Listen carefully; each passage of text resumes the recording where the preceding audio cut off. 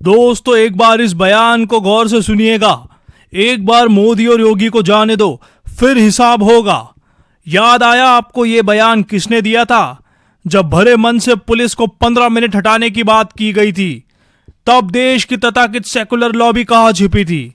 जब दक्षिण भारत में सनातन धर्म को डेंगू और मलेरिया बताकर उसे जड़ से खत्म करने की कस्में खाई गई थी, तब किसी ने विरोध क्यों नहीं किया? जब बंगाल में 15 सालों तक आसनसोल में एक मंदिर के दरवाजे बंद रखे गए, तब किसी ने संविधान की दुहाई क्यों नहीं दी? और आज जब बांग्लादेश के कट्टरपंथी खुलेआम करोड़ों हिंदुओं को मिटाने की धमकी दे रहे हैं, तो चारों तरफ एक खौफनाक सन्नाटा क्यों है?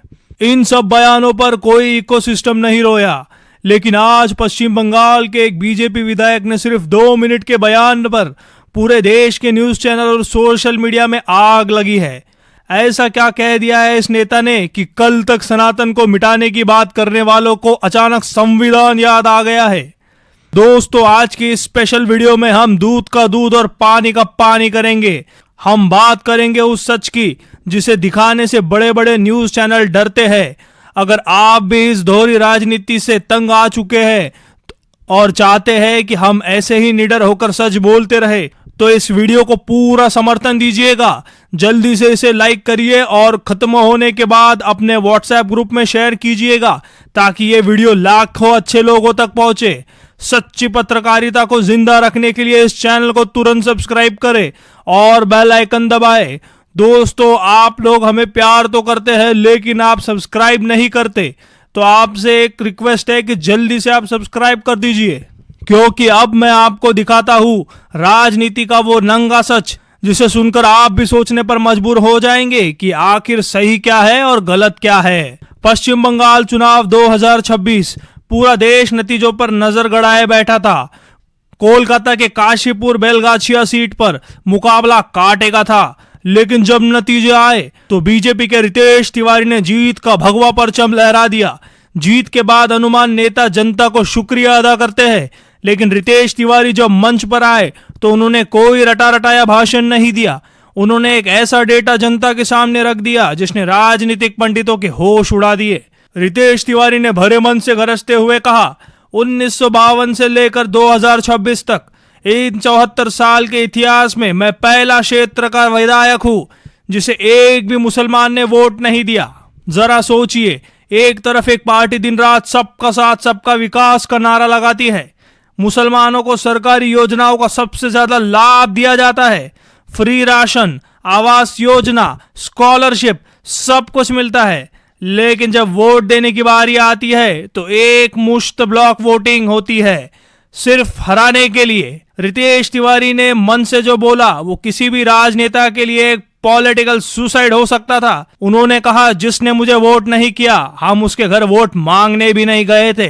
और इसके बाद उन्होंने वो कसम खाई जिसने पूरे देश में भूचाल ला दिया है। रितेश तिवारी आगे कहते हैं, आज बाबा भोलेनाथ को साक्षी मानकर कहता हूं, आने वाले 5 सालों में एक काम उनका नहीं करूंगा, एक सर्टिफिकेट इशू नहीं करूंगा उनके लिए।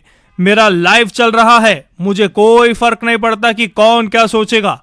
मोदी जी कहते हैं सबका साथ और सबका विकास, मैं ये मानता हूं, लेकिन साथ में उन्होंने एक और शब्द जोड़ा था, सबका हिसाब होना चाहिए या नहीं, मैं हिसाब करूंगा। बाबा भोलेनाथ की कसम, 5 साल तक एक सर्टिफिकेट इशू नहीं करूंगा। यह कोई साधारण बयान नहीं है दोस्तों, यह एक जीते हुए विधायक का खुला ऐलान है। जैसे ही यह लाइव वीडियो इंटरनेट पर गिरा, लिबरल इकोसिस्टम में हाहाकार मच गया। कहा जाने लगा कि बीजेपी का नेता लोकतंत्र की हत्या कर रहा है, लेकिन इसी दौरान इंटरनेट का दूसरा धड़ा रितेश तिवारी के समर्थन में ढाल बनकर खड़ा हो गया। सोशल मीडिया पर #I stand with Ritesh Tiwari trend करने लगा। समर्थकों ने तर्क दिया कि जब वक्फ बोर्ड ने गांव के गांव मंदिरें, दुकानों पर कब्जा किया, तब उन हिंदुओं ने किस बात की सजा भुगती थी? क्या उन्होंने वोट नहीं दिया था? अगर एक धर्म के लोग सिर्फ अपने मजहब के नाम पर वोट करेंगे, तो वो विकास की उम्मीद उसी से करे जिसे उन्होंने वोट दिया है। रितेश तिवारी ने यह भी साफ किया कि उनका हिसाब 2021 की तरह खूनी नहीं होगा। उन्होंने कहा, मैं बिना एक थप्पड़ मारे, बिना 1 रुपए लिए लोकतंत्र के तरीके से अपना हिसाब करूंगा। अब आते हैं सबसे बड़े सवाल पर। न्यूज चैनल की डिबेट्स में बहुत शोर है, लेकिन चलिए हम ठंडे दिमाग से इस पूरे मुद्दे को ऑपरेशन करते हैं। रितेश तिवारी ने जो कहा वो सही है या गलत है? अगर हम भारत के संविधान की बात करें तो रितेश तिवारी का बयान 100% गलत है। एक बार जब कोई व्यक्ति चुनाव जीत जाता है तो वो सिर्फ अपनी पार्टी या अपने वोटर्स का विधायक नहीं होता, वो पूरे इलाके का हर एक नागरिक का विधायक होता है, चाहे किसी ने उसे वोट दिया हो या गालियां दी हो। एक प्रशासनिक पद पर बैठकर आप किसी जाति या धर्म के आधार पर सर्टिफिकेट देने से मना नहीं कर सकते। यह सीधे तौर पर शपथ का उल्लंघन है।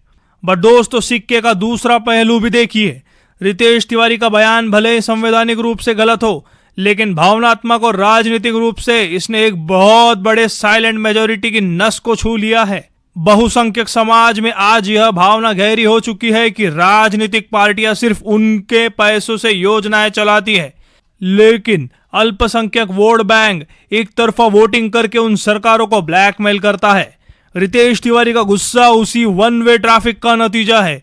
लोग पूछ रहे हैं कि जब असदुद्दीन ओवैसी के भाई खुलेआम पुलिस हटाने की बात कर रहे थे तो उनकी विधायकी क्यों नहीं छीनी गई?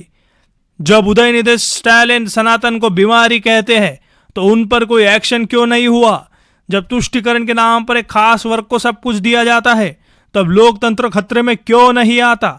रितेश तिवारी का बहिष्कार दरअसल एक फ्रस्ट्रेशन है। यह उस राजनीति का एक रिएक्शन है जिसे दशकों तक वोट बैंक के नाम पर पाला पोसा गया हो। न्यूटन का तीसरा नियम भी यही कहता है, हर क्रिया की समान और विपरीत प्रतिक्रिया होती है।